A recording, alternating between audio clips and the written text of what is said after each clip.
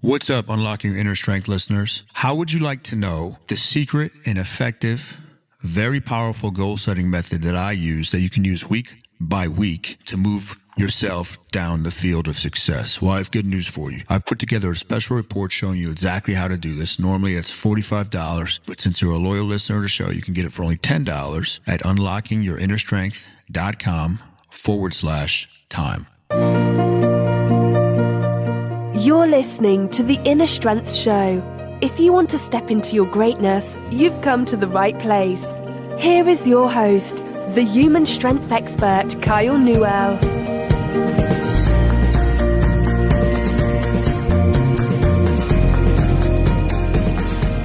What's up, everybody? It's Kyle Newell from Unlocking Your Inner Strength and Newell Strength once again with episode number 91.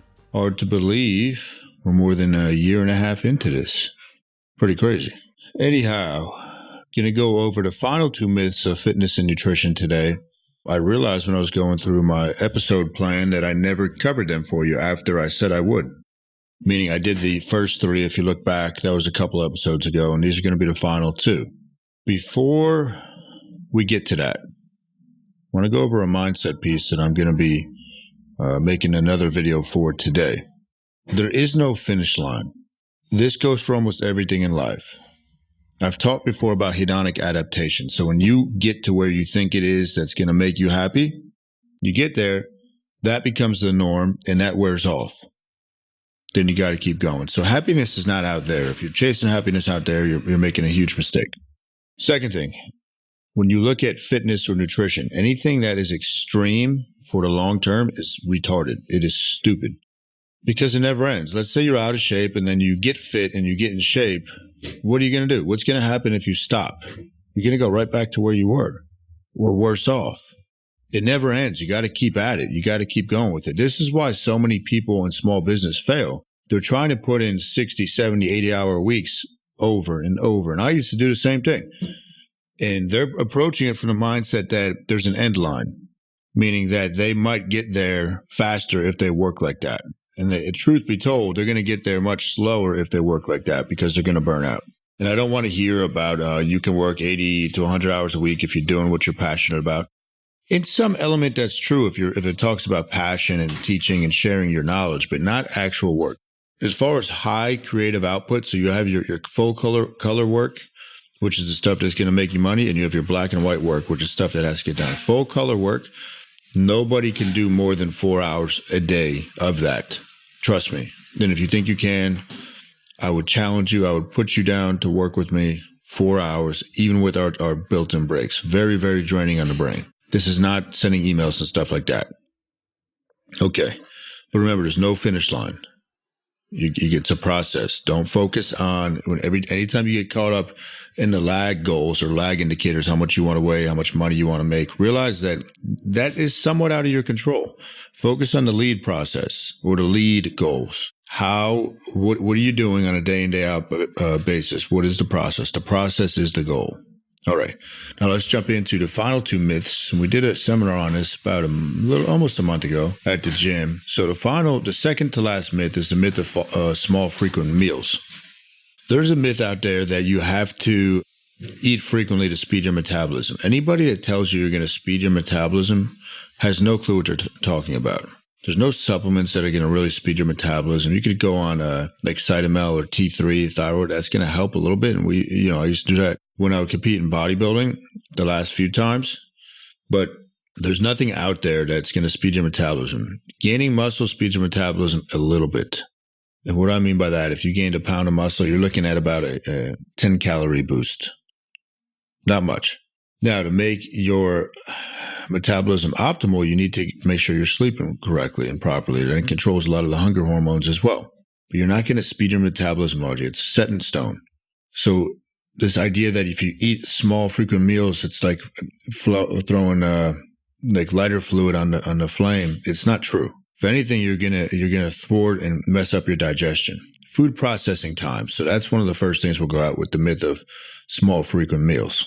It takes about 4 hours to process a good hearty meal to get it through the first part of the gut. A lot of these people are eating 5-6 times a day, including, that includes their snacks. So they're not even giving it 3 hours in between when they're eating. Nobody needs to eat that way unless you're severely underweight and you're really having trouble getting into calories. Much healthier for the digestion and the gut when you space out your meals. So it's not what you eat, it's as much as it is who you are when you eat it. We say this frequently. I've been saying it since I learned Mind Map. If you're stressed and you eat, and you're in your sympathetic state, fight, flight, or freeze, it's completely different than if you're parasympathetic in rest, digest, recovery mode. We actually just had a few guys go on vacation, did their numbers as soon as they get back, meaning they're in body, and numbers both improved. Meanwhile, they were eating and drinking whatever they wanted because they got their sleep, they were able to relax and recover.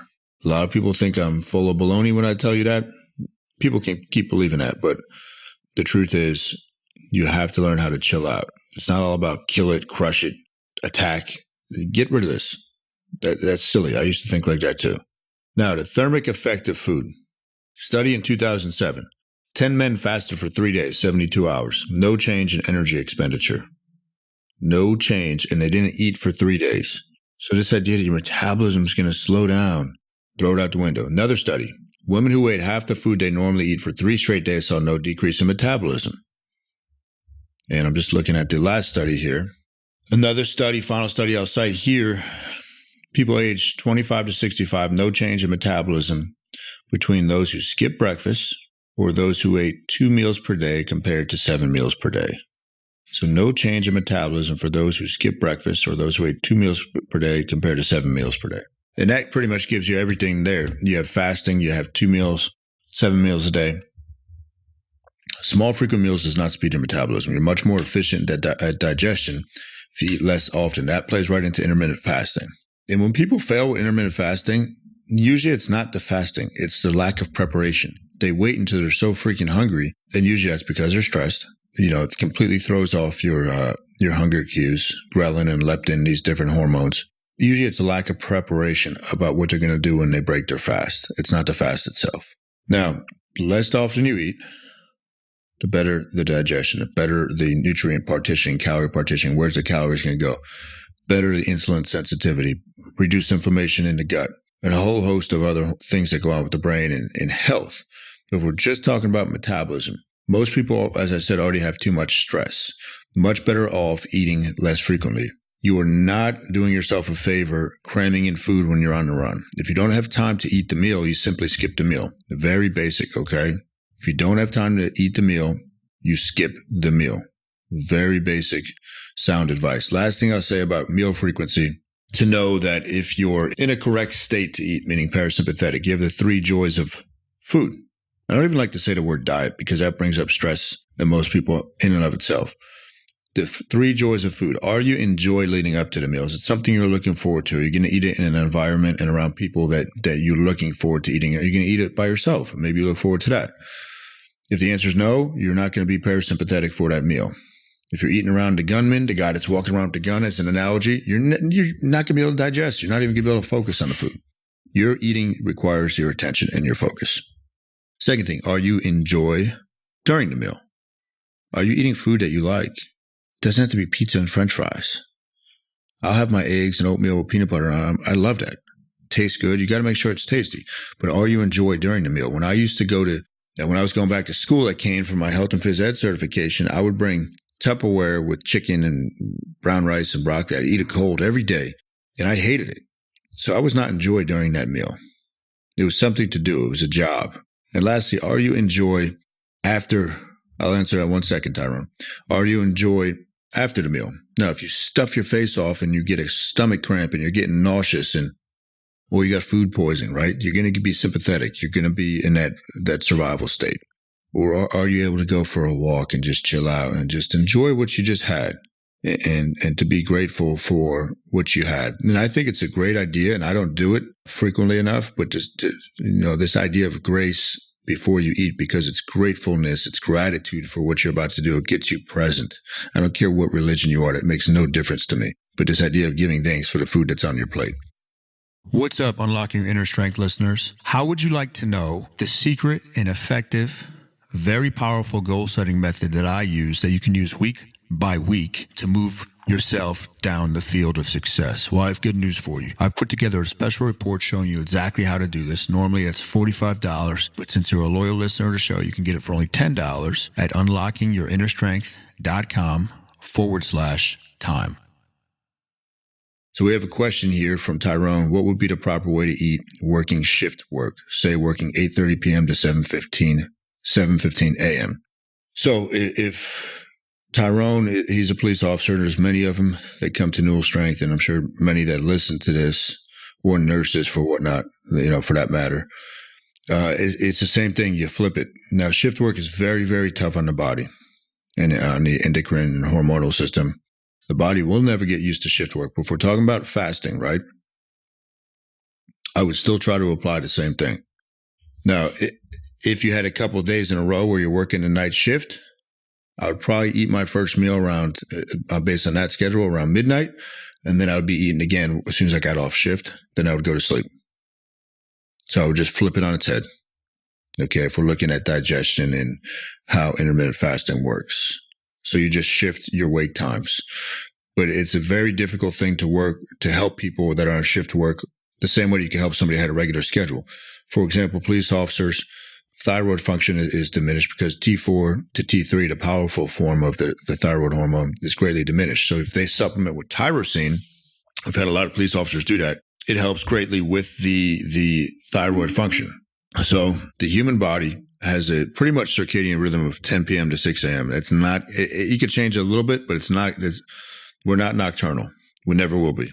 You can sleep 8 hours straight during the day, not nearly the same effect as sleeping normally. Melatonin starts to get produced, a signal in the brain. And melatonin doesn't make you sleepy. It just signals you that it's time to start getting ready. But when the sun starts going down, when dawn starts to hit, so you can't trick the brain in the biology. Okay. But let me move on to the next myth, the last myth. So cardio for fat loss is the biggest lie ever told. If you go in and use reality math here and science, I always believe that you should use both. Okay. This stuff is not my opinion. It's been based on a lot of research.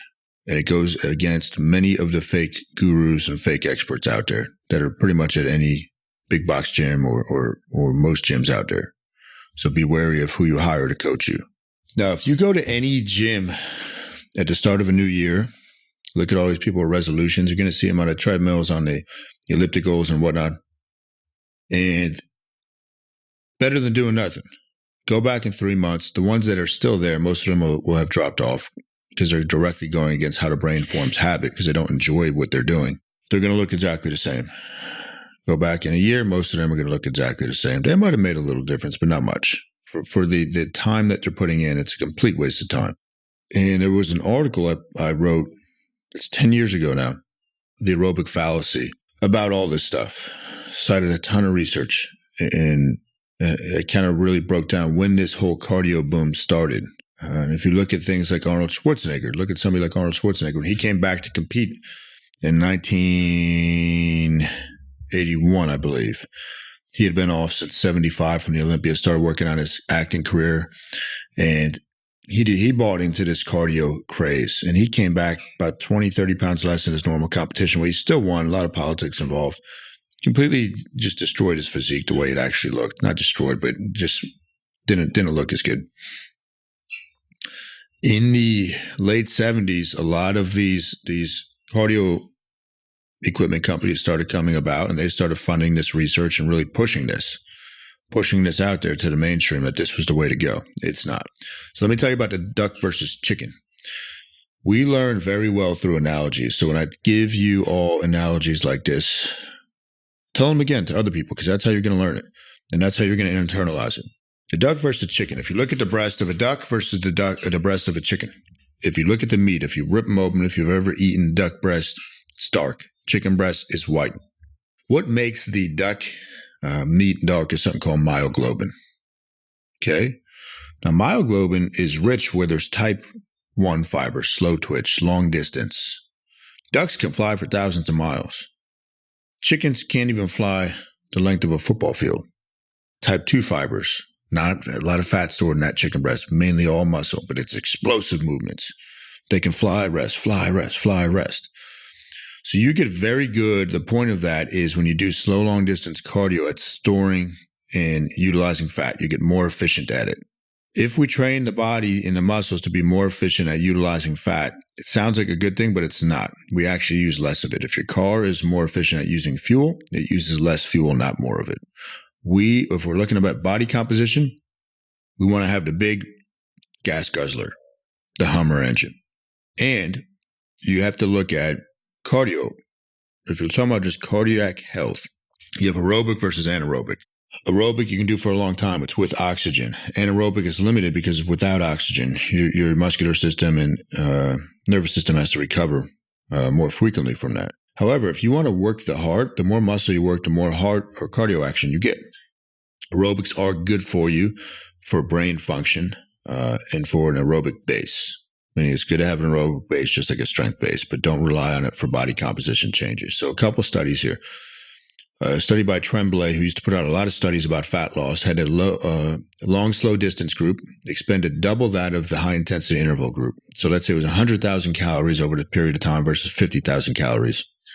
The skin fold reduction in the high intensity interval training group, even though they expended less than half the calories, you look at the readout on these stupid machines, oh, you burned this many calories, was 9 times greater. The skin fold reduction was 9 times greater in the group that expended half the energy because they were more intense. So what you're looking at with fat loss, everybody, is excess post-exercise oxygen consumption. Excess post-exercise oxygen consumption. You want to have that afterburn effect. So when you're training, you want to be gassed out. You want it to be hard to get air in, okay? When you do slow, long distance, any effect as far as energy expenditure is done right when that session ends. If you have the big afterburn effect or excess post-exercise oxygen consumption, as your body is still trying to recover and get oxygen in to oxygenate all the tissue in the body. And when you do a high-intensity training session, like when we train full body, 24 to 48 hours, that's going to be raised. And that's how you raise metabolism temporarily. All right? Let me see here. Last study. So distance runners that trained up to 100 miles per week didn't expend more than 800 or 1,300 calories extra per day. So that's over 13 miles per day they ran. Didn't expend more than 800 or 1,300 extra calories per day. Complete waste of time, which is why to me, cardio for fat loss is the biggest lie ever told in the fitness industry. Most doctors will tell you to do cardio to lose weight. Walking is very good for losing weight because it reduces stress and because it helps the brain function better. It's not for the calories that are expended. Don't look at the calories that are expended. Your body gets very efficient at doing slow, long distance cardio. Get a sweat, get out of breath. You don't have to spend hours upon hours doing that, and then you recover. It's in the recovery phase where your body builds muscle and loses fat. It's not in the actual training. The training is the stress that's imposed upon the body to force this. I don't even like to use the word force, to coax this adaptation. Minimum effective dose. Give it as little as you need to get the desired result. That's all I have. Went a little longer today than I normally do for episode number 91. If you have not already left a review on iTunes, please do so for Unlocking Your Inner Strength. That would help me out a lot. And share this with a friend that needs to learn this stuff or that just wants to hear about mindset stuff or training stuff. And next week, we'll have a cool mindset episode for you. Thanks for tuning in, everybody. Peace. You've been listening to The Inner Strength Show. If you enjoyed the show, remember to subscribe, rate, and review us in iTunes.